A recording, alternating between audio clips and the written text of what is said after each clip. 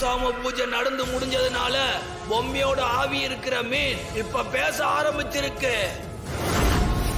6 கால பூஜையில 1 கால பூஜை நடந்து முடிஞ்சதுக்கு பொம்மையோட ஆவி பேச ஆரம்பிச்சிருக்குன்னா இன்னும் 5 கால பூஜையும் நல்லா நடந்து முடிஞ்சா அந்த பொம்மையோட ஆவிக்கு உங்க 2 பேரையும் அழிக்கிற வீரியம் வந்துரும். என்ன சொல்ற? ஆமா ஜார்ஜினியா, அந்த 2வது கால பூஜையை செய்ய விடாம தடுக்க என்னென்ன செய்ய முடியுமோ அது எல்லாத்தையும் செஞ்சு அந்த பூஜையை நடக்க விடாம தடுத்து நிறுத்துங்க. அப்பதான் நீங்க நினைச்சது நடக்கும்.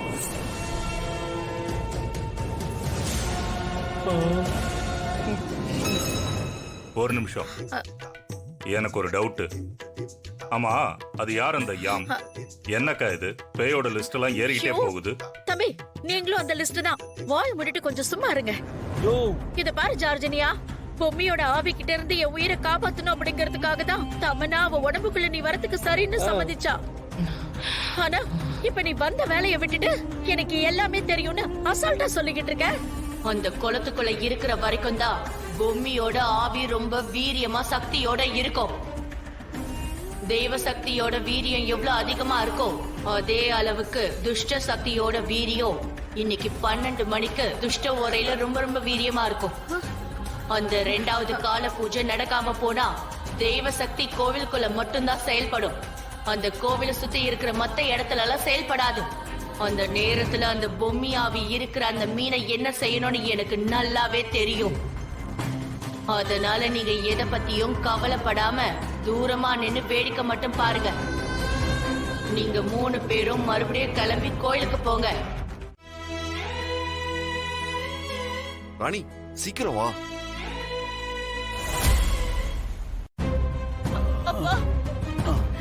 யாராவது இருக்கீங்களா? தெரியல.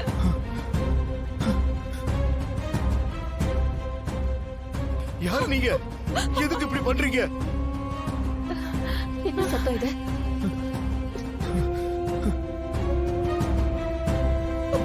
அப்பா, பயமா இருக்குமா?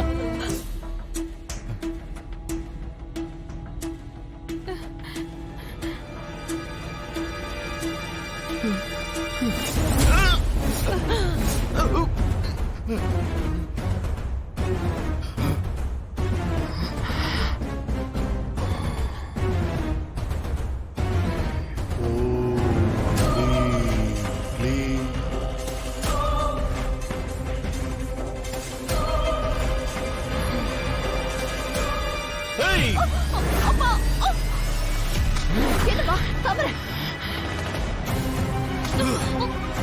வேண்டாம், வேண்டாம், விடு. தவறு, விடு. அப்பா, விடு தவறு. வலிக்குது. விடுங்கப்பா. அப்பா, விடுங்கப்பா. அப்பா, இதை விடு தவறு. என்னம்மா பண்ற? தவற, என்ன விடு. ஐயோ, விடு.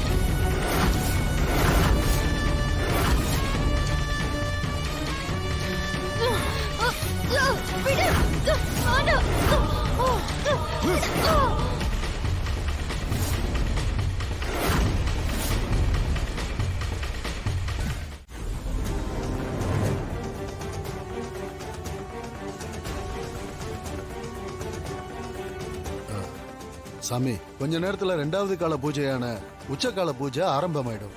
திக்கு தசை தெரியாம இருக்கிற கருட மலைக்கு இந்த பொண்ணு எப்படி போக போகுது?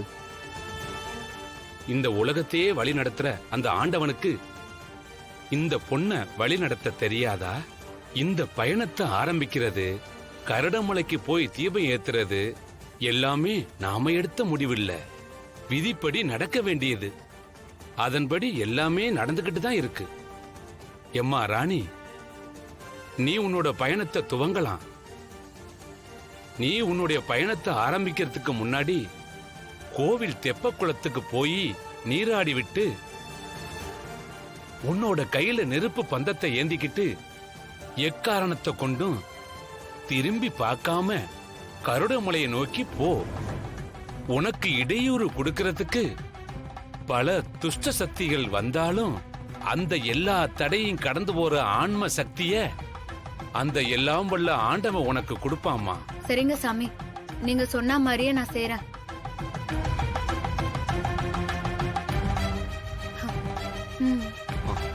சரி ராணி.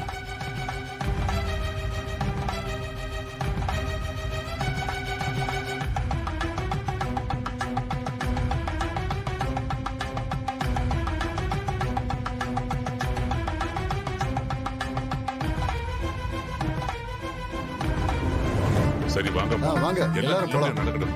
நடங்க. வாங்க போலாம். வாங்க பாப்பா வா. பொம்மி அக்கா,